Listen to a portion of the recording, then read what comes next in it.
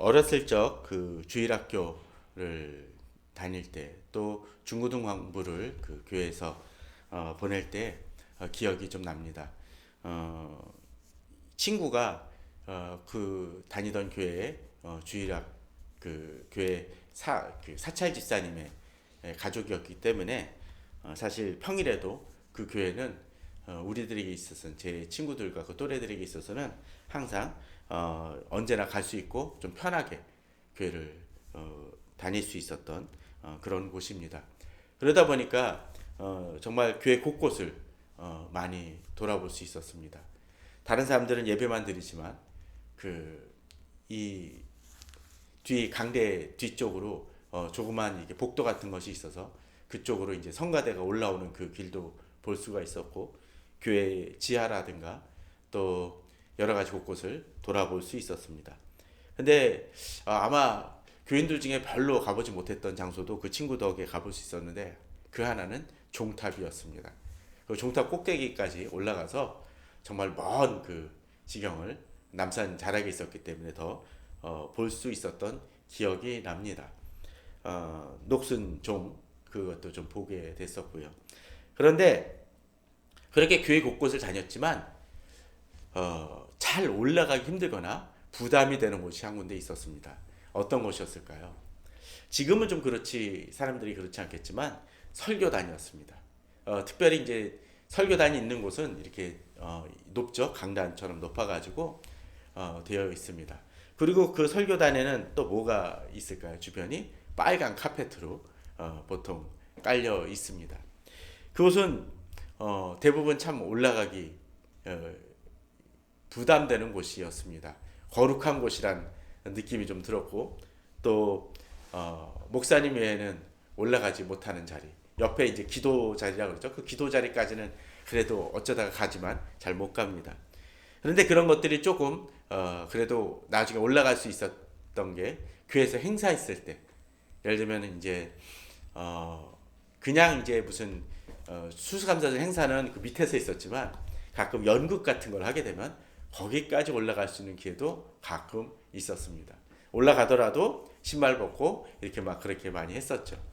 그러다가 그 이제 대학부 청년 때 그 남서울교회 갔을 때는 조금 더 거기는 자유로운 분위기에서 그래 했었지만 거기도 설교단이 독특하게 세워져 있어서 거기까지 올라가는 경우는 별로 없었던 것 같습니다. 지금은 뭐 많이 제사장설 해가지고 그 교회에 대해서 뭐 평신도나 목회자가 별로 다르지 않다라고 얘기를 하지만 그럼에도 불구하고 사람들은 지금도 약간은 좀 이렇게 상가교회가 아닌 이상은 이렇게 교회가 어느 정도 건물이 있을 때는 설교단은 좀 올라가기에 부담스러워하는 장소인 것 같습니다. 그렇지만 제가 나중에 이제 부교역자 때 교회 건물을 지면서는 좀 더 상황이 달라진 것 같습니다. 처음부터 그 땅 파는 것부터 털을 놓고 기둥을 세우고 또 이제 시멘트를 하고 이렇게 하는 그런 과정들 속에서 교회 곳곳을 돌아다녀 보고 또 그 공사하는 분들이 저 앞에서는 잘 안 그랬지만 자기들끼리 공사를 할 때는 담배를 피우고 담배 봉투를 아무데나 버리는 것도 있었기 때문에 건물 자체는 사실은 정말 아무것도 아님을 다시 한번 깨닫게 되곤 합니다. 그 건물이 완성이 되어지고 제대로 교회가 사역이 이루어질 때에야 정말 곳곳에 의미가 있을 뿐이지 그 전까지는 사실은 아무것도 아닐 수 있음을 깨닫게 되었던 기억이 있습니다. 제가 이런 이야기를 하는 이유 중에 하나는 바로 그런 것 같습니다. 우리가 만인 제사장설을 얘기를 하고 목회자의 중요성을 얘기하시는 그러면서도 목회자의 중요성을 이야기하고 목회자는 특별하다고 주장하는 목회자들도 있지만 그러나 곰곰이 생각해 보게 되면 사실 목회자 혼자서는 교회를 이끌어 갈 수도 없고 그래서도 안 된다라는 것을 좀 우리가 다시 한번 되새겨 봐야 될 것입니다. 그러한 모습은 특별히 이 구약에서도 모습이 드러난다는 것이 오늘 본문에서 드러나는 본문이라고 생각이 되어집니다. 오늘 본문을 보게 되면 어떤 것입니까? 사실은 이 출애굽에서 이제 여러 가지 율법에 대한 것이 나오면서 특별히 이제 성막을 어떻게 세워 나갈 것인지가 등장합니다. 성막의 그 기구들이 어떤 의미를 지니고 있는지도 나오고 있습니다. 그런데 오늘 이 성막에라든지 번제단이라든지 뭐 분향단이든 뭐 촛대든 여러 가지가 사용되어지고 그 의미를 이야기를 하지만 그것이 갑자기 하늘에서 떨어진 것은 아니라는 것이죠. 그럼 어떻습니까? 누군가 만들어야 된다는 것입니다. 오늘 한번 본문을 보시기 바랍니다. 31장 1절에 보게 되면 처음에 그렇게 얘기합니다. 여호와께서 모세에게 말씀하여 이르시되라고 하면서 이제 성막과 또 여러 가지 성전, 그 성막의 기구들을 번제단과 분향단, 촛대들 그러한 여러 가지 것들을 만드는 그 과정, 또 그 책임을 맡는 사람에 대한 이야기가 나오고 있음을 보여줍니다. 그런데 이렇게 모세에게 말씀하시는데 2절에 보게 되면 어떤 것이 등장을 합니까? 내가 유다 지파 훌의 손자요 우리의 아들인 부사레를 지명하여 부르고라고 되어 있습니다. 자, 여기서 성막의 기구들이라든지 성전 여러 가지 부분들은 어떠했습니까? 거룩해서 심지어 지성소에 들어갈 때는 그 대상이 1년에 한 번 정도밖에 들어가지 못했고 또 들어갈 때도 어떻게 했나요? 방울을 달아서 혹시라도 부정을 저질러서 죽게 되면 아무도 그들을 끌어낼 수가 없으니까 어떻게 했나요? 줄을 매달아서 오랫동안 방울이 소리가 안 들리면 그것을 땡겨가지고 사람을 끌어낼 수 있도록까지 했었던 곳입니다. 또 여러 가지 뭐 촛대에 불을 켜고 그러한 것들도 역시 그렇게 쉽게 이루어질 수 있는 것이 아니었던 대지상이나 또는 특별한 제사장들 외에는 그 안에 들어갈 수도 없었습니다. 심지어 어떤 일까지 벌어졌습니까? 예전에 다윗이 번제단을 올릴 때 성궤를 옮길 때 어떤 일이 벌어졌나요? 막 축제를 벌이고 제사도 드리면서 옮겼는데 그 수레에 옮기다가 우사가 잘못 만져서 어떻게 됐죠? 죽는 일까지 벌어졌습니다. 그래서 그런 일들을 번제단을 아무나 쉽게 만지지 못하게 하길래 그때는 어떻게 했었죠? 이 번제단에다가 고리를 만들어서 긴 장대를 끼고 그것을 들어서 옮길 수 있도록 했습니다. 그만큼 거룩하게 여겼던 것이었습니다. 그런데 그 번제단을 만들고 여러 가지 성막을 만드는데 지금 누가 부름을 받습니까? 보게 되면 레위 지파가 아니라 유다 지파의 사람이 부름을 받는 모습이 보여지고 있습니다. 또 6절에 보게 되면 내가 또 단지파 아히사막의 아들 오홀리압을 세워 그와 함께 하며라고 얘기하면서 부사렐 혼자가 아니라 누가요? 바로 또 다른 지파 레위 지파가 아닌 단지파의 오홀리압을 불러서 하게 합니다. 또 특징은 뭡니까? 보게 되면 그와 함께하며 지혜로운 마음이 있는 모든 자에게 내가 지혜를 주어 그들이 내가 내게 명령한 것을 다 만들게 할지니라고 되어 있습니다. 이것은 무엇을 얘기합니까? 분명 이것이 만들어지고 그런 것들이 거룩한 것이긴 한데 그 일을 맡는 사람은 레위 지파 사람들이 아니라 누가예요? 바로 일반 지파 중에서 어떤 사람들 재능이 있고 그것을 감당할 수 있는 사람이 행하고 있다는 것입니다. 그렇습니다. 우리가 어떤 때 주의 일을 행할 때 있어서 정말 어떤 예배를 드리고 제사를 드리는 데 있어서 그 역할을 맡을 만한 사람이 분명 그것을 위해서 준비되어진 사람, 목회자건 또는 어떤 때는 종교 지도자로서 장로님이든 또는 특별히 하나님의 부르심을 받은 사람들이 행해야 될지 모르지만 그렇다고 해서 그들이 교회의 모든 것 또는 구약 시대에는 이 제사와 그 모든 관계된 것을 무조건 다 행하는 것은 아니라는 것이었습니다. 가끔 교회에서 건축하다가 분란이 일어나는 교회들이 있죠. 헌금에 대한 부분들을 목회자 혼자서 처리하다가 문제가 되어지기도 하고 또 어떻습니까? 건축을 하는 데 있어서 목회자가 전문가인 것처럼 나서다가 교회 건물이 이상하게 삐뚤어지는 경우들도 있곤 합니다. 또 음향시설 같은 경우도 그렇습니다.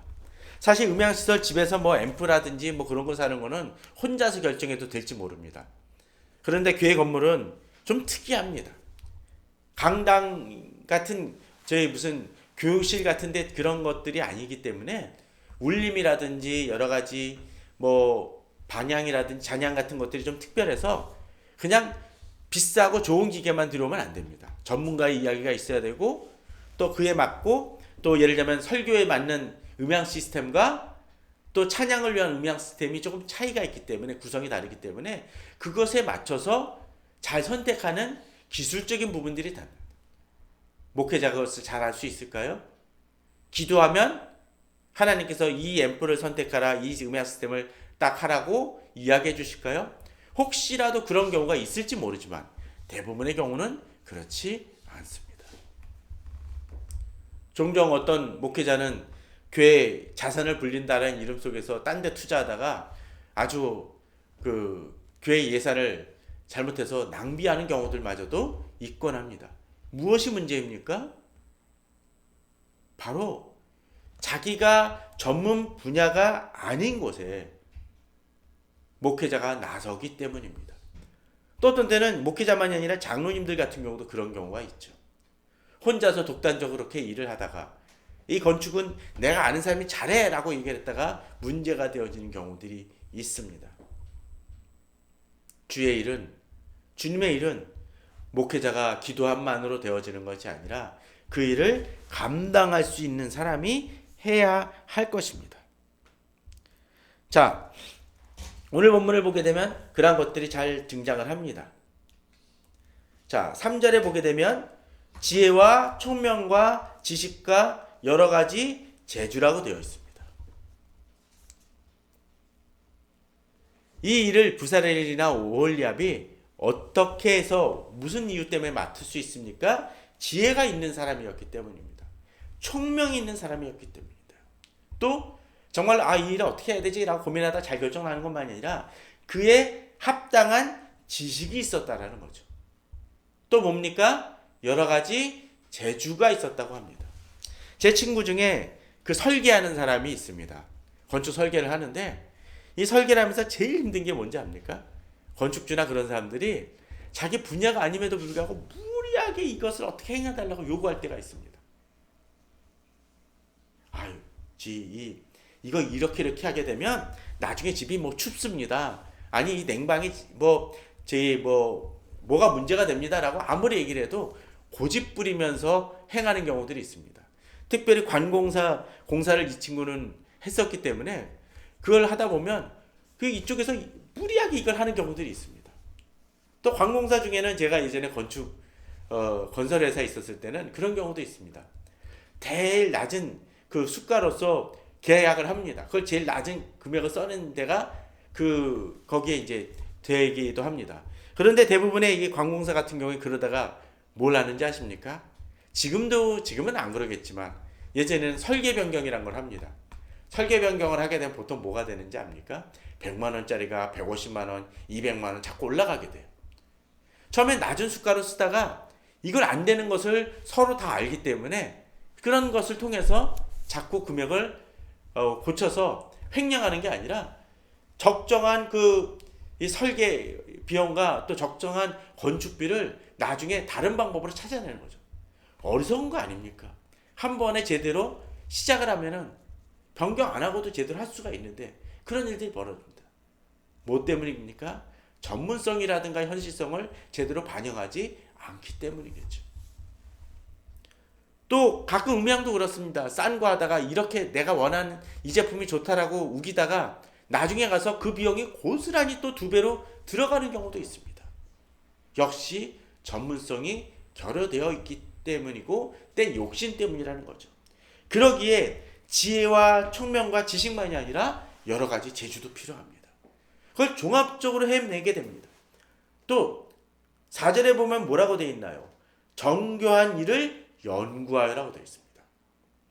어떤 때 알긴 아는데 대충 아는 사람들이 있습니다. 대충 아는 사람들이 무서워요. 어떤 때는 이거 이렇게 하면 되지 않아? 라고 얘기를 하는데 실제적인 현실 속에서 보게 되면 그게 아닌 경우들이 많습니다. 목회자들이 그런 실수 많이 합니다. 이거 예산 다른 교회 목사님은 이거 교회 건물을 10억에 줬다라고 얘기를 하는데 라고 얘기를 하는데 그 10억이 단순히 건축비만 들어간다든지 제반 비용이 하나도 없으니까 너무나 싸게 책정했다가 어려움을 겪는 경우들이 있습니다. 뭐가 문제입니까? 바로 정교한 일을 제대로 연구하지 못합니다. 또 이 사람은 어떻습니까? 금과 은과 노스로 만드는 모습을 보여줍니다. 여러 가지 기술로 제대로 그것을 섬세하게 만들어 갑니다. 사실 집중해서 들어가지 않으면 잘 모르는 경우들이 있습니다. 그럴 때 어떻게 해야 되죠? 그냥 맡겨야 되죠.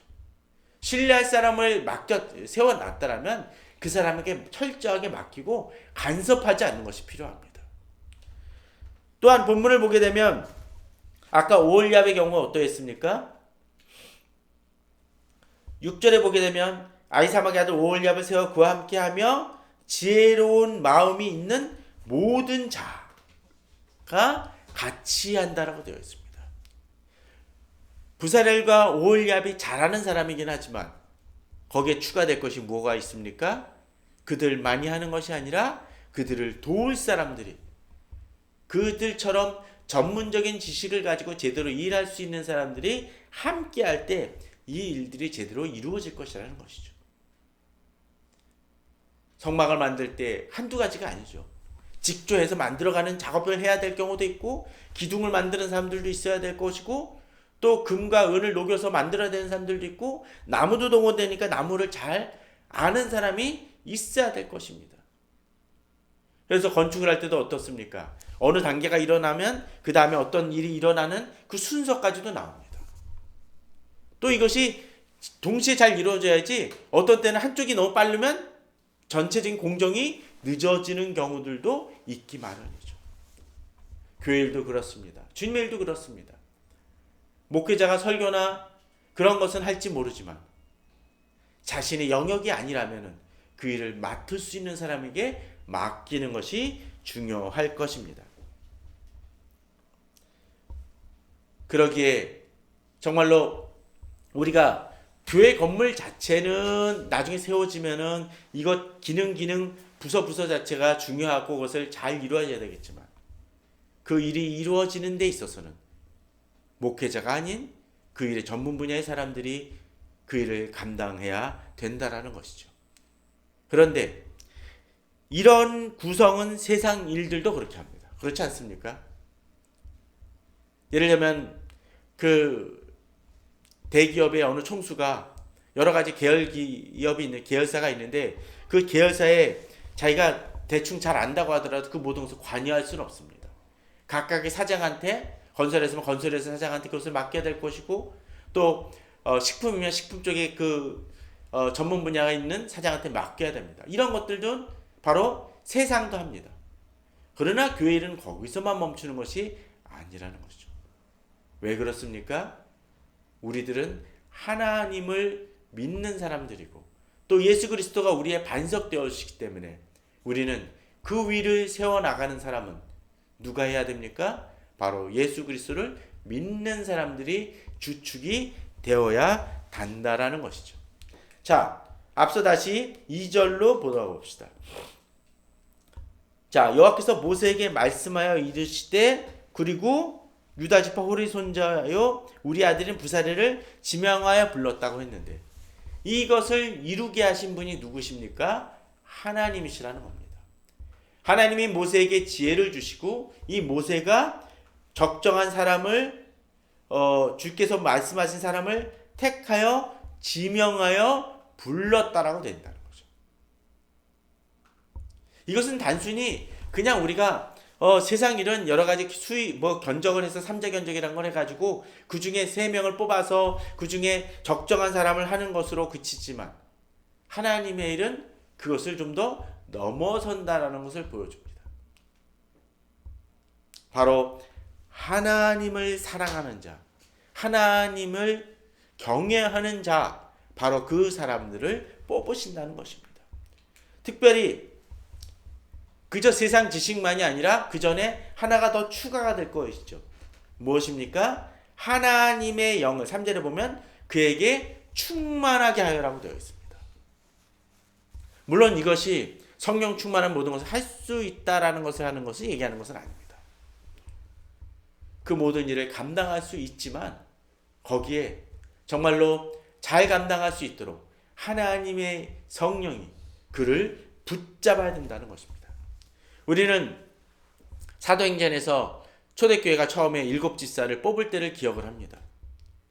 그들이 여러 가지 부흥하다가 어떤 일이 붕착을 합니까? 구제나 여러 가지 나눠주는 데 있어서 그 일로 바쁘다 보니까 정말로 오히려 주객이 전도되는 모습이 벌어졌다는 것입니다.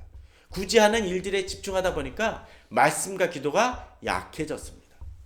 아마도 모든 교인들이 거기에 매달렸던 것 같습니다. 그러니까 주먹구구시 되고 문제가 발생되어지고 또 의도하진 않았지만 제대로 균형 잡히게 배분되어지지 않는 현상도 벌어졌던 것 같습니다. 그러다 보면 어떤 일이 벌어지나요? 갈등이 벌어지죠. 그래서 어떤 일을 행합니까? 7 집사를 뽑습니다. 그런데 그 7 집사를 뽑을 때 말씀과 성령이 충만한 자를 뽑았다고 되어 있습니다. 또 그들은 어떤 사람들입니까? 그러면서도 그 일들을 잘 감당을 합니다. 그러면서도 그들이 또 했던 것이 뭡니까? 또 전도하고 주의를 행하는데도 소홀하지 않았던 사람이라는 거죠. 말씀과 성령이 충만하다는 것은 또 하나님의 성령이 충만하다는 것은 바로 그런 것을 의미합니다. 우리가 주의를 행할 때 있어서 정말 전문적인 분야 중요합니다. 은행에 다니신 분이 회계를 감당하면 좋겠죠. 그러나 그 하나님 앞에서 바르지 못하면 하나님에게 드려진 헌금을 가볍게 생각할 것입니다. 또 교회 건축을 행하는 데 있어서도 그것을 자기가 맡은 바 건축회를 잘 감당해야 되지만 그러면서 필요한 게 뭘까요? 이 성전이, 이 건물이 안에서 성도들이 주께 제대로 정말 영광 돌리며 예배 드릴 수 있도록 기도하는 마음으로 그 건축을 이뤄나간다면 그것만큼 복된 건물이 없을 것입니다. 또 교회에서 그 주방에서 이 음식을 제공하는 분들도 마찬가지일 것입니다. 물건 하나 살 때에도 정말 이 예산이 허투루 쓰임 받지 않도록 노력하며 힘씁니다. 또 어느 집사님이나 어느 성도님이 어려움이 있다라면 그분을 배려하는 그런 음식을 만드는 것도 하행할 수 있을 것입니다. 예전에 보면 교회에서 김장할 때 어떻게 합니까? 일부는 어려운 분들을 위해서 그것을 따로 추가해서 하는 분들도 있음을 보게 됩니다. 바로 교회 일을 행하는 데 있어서 하나님의 마음을 가지고 또 성령 충만함으로 행하다 보니까 보아야 할 것을 보게 된다는 것이죠. 6절에서도 마찬가지입니다. 지혜로운 마음 또 올압이 있는 그래서 부사례를 돕기도 하지만 뒤에 이어지는 구절은 내가 지혜를 주었다라고 되어 있다는 거죠. 그렇습니다. 주님의 일을 행하면서 마땅히 어떤 것을 결정해야 될지 잘 구분이 안 갈 때도 있을지 모릅니다. 어느 쪽을 택해야 선한지 잘 모를 때가 있습니다. 그때 주님께서 지혜를 주시고 기도할 때 답을 주시기도 합니다. 세상의 방법을 넘어선다라는 것이죠. 세상은 사업을 할 때 어떻게 행합니까? 미래 전망을 보고 여러 가지 경제 지표를 보고 행하지만 2년 전에 그 누구도 코로나가 이렇게 확산되어질 것이라는 기대는 하지 못했을 것입니다. 또 예전에 그랬었죠. 그 조류독감이 발생할지 몰라서 그걸 알았다라면 아무도 치킨집을 미리 하는 사람은 없었을 것입니다. 그때 치킨집을 했던 사람들이 얼마나 고통을 받았습니까? 무엇이 합니까? 그러한 흐름은 아무도 깨닫지 못한다라는 것입니다. 그런데 이 지혜만 가지고도 더 필요한 것이 하나 더 있습니다. 본문을 보면 어떻습니까? 6절 후반에 보시오. 그들이 내가 내게 명령한 것을 다 만들게 할지니. 하나님이 지혜를 주시는데 또 한 가지 우리가 유념해야 될 것이 있다는 것이죠. 무엇입니까? 하나님이 명령하신 것을 만드는 것입니다. 하나님이 만들라고 하신 것. 이거는 성전에 성막에 관한 어떤 비품들이지만 그것 외에 여러 가지 교회 일에 있어서도 바로 하나님이 행하라고 하신 것을 행하는 모습들이 필요하다는 것입니다. 종종 성령 충만하다고 하시는 분들이 의욕이 앞서는 경우가 있습니다. 그러다 보니까 내 생각에 옳은 것으로 추진하다가 교회에 어려움을 주시는 분들이 있습니다. 선교에 있어서나 여러 가지 교회 사역에 있어도 내가 중요하다는 것을 행하는 분들이 있습니다. 필요한 것이 무엇입니까? 하나님이 명령하신 것, 하나님이 말씀하시는 것에 중점을 둘 필요가 있다는 것입니다. 목회자도 마찬가지입니다. 자기 욕심이 강할 때가 있습니다. 자기가 행하고 싶은 것, 자기가 중요시 여기는 것을 행할 때 있습니다. 무엇이 필요합니까? 바로 하나님이 명령한 것을 다 만들어가는 작업들이 필요하다는 것이죠. 7절에서 9절 내용은 바로 그러한 것들이 나옵니다. 회막, 증거계, 그의 속죄소, 회막의 모든 기구, 상가 그 기구, 순금 등잔대 그 모든 기구, 분향단, 번제단 모든 기구, 물두멍 그 받침들이 나옵니다. 이것은 대제사장들이나 제사장들 외에는 손도 댈 수 없었던 것입니다. 그러나 그 기초를 누가 만듭니까? 부사렐과 오홀리압, 지혜 있는 자들이 이 일을 행하며 만들어갑니다. 아마도 적지 않은 인원들이 동원됐을 것입니다. 이들이 이렇게 노력했기 때문에 아론이 제사를 드릴 수 있고 또 백성들을 속죄할 수 있는 것입니다. 지금 이 시대에 그 구약의 어떤 성전이라든지 성막은 없지만 그러나 목회자 어떤 면에서는 대제사장이나 제사장 같은 역할을 행할 때가 있습니다. 교회를 여러 가지 중점적으로 성도들을 대신하여 이루어 나갈 때가 있습니다. 그런데 그렇게 행할 때 착각하지 말아야 될 것이 있습니다. 목회자가 교회를 행한다는 것은 그가 모든 것을 좌지우지하는 것이 아니라는 것입니다.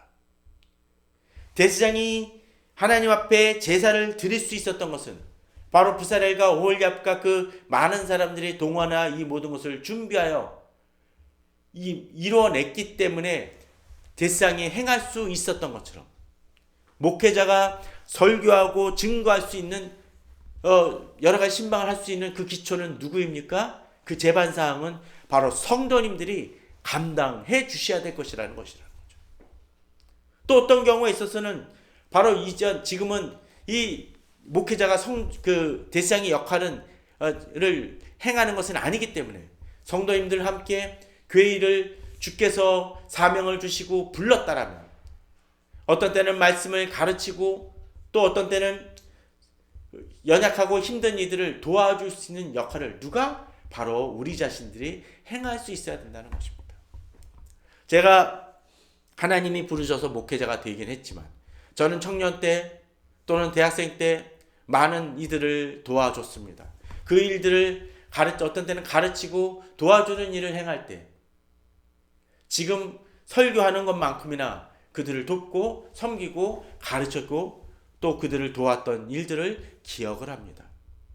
중요한 것은 하나님이 그 일을 어떻게 맡기셨냐인 것이지 목회자만이 그 일을 독점하는 것은 결코 아니라는 것을 우리는 알아야 됩니다. 그의 성도님들이 주어진 그 책임과 사명은 큽니다. 내가 목회자가 아니라서 안 하는 것이 아니라 하나님이 내게 주신 사람이라면 그들을 맡아 기도하고 섬길 수 있어야 된다는 것입니다. 오늘 10절 11절에 제사직을 행할 때 입는 정교하게 짠 의복조차도 바로 부사렐과 오홀리압과 그 지혜 있는 사람들이 이뤄낸 것처럼 저는 우리 성도님들이 각각의 영역 속에서 주께서 맡기신 일을 잘 감당하는 성도들 되시길 바랍니다. 요새는 좀 이중적인 것 같습니다. 만인 제사장서를 이야기를 해서 목회자가 꼭 중요한 건 아니다라고 하면서도 정작 교회를 맡지는 않는 분들도 참 많이 있습니다. 그러면서 얘기하죠. 목회자가 이건 해야지 라고 얘기합니다. 아닙니다. 만인 제사장설이면서도 목회자가 해야 될 일들이 있는 것처럼 또 목회자가 다 감당할 수 없는 일이 있기에 우리 성도님들이 같이 주도적으로 행해야 됩니다. 그리고 중요한 것은 하나님의 쓰임 받기 위해서 내가 정말 성령 충만한 자로서 또 주께서 내게 말씀하신 걸 듣지 못하고 있는 것은 아닌지 또 내 귀를 열어서 주의 음성을 듣고자 하는 열심이 우리에게 있어야 될 것입니다. 그러한 마음으로 저희들이 비록 날씨는 추워졌지만 주께서 주신 뜨거운 마음으로 주의 일을 이뤄나가는 우리 성도님들 되시기를 주님의 이름으로 축원합니다. 다 같이 기도하시겠습니다.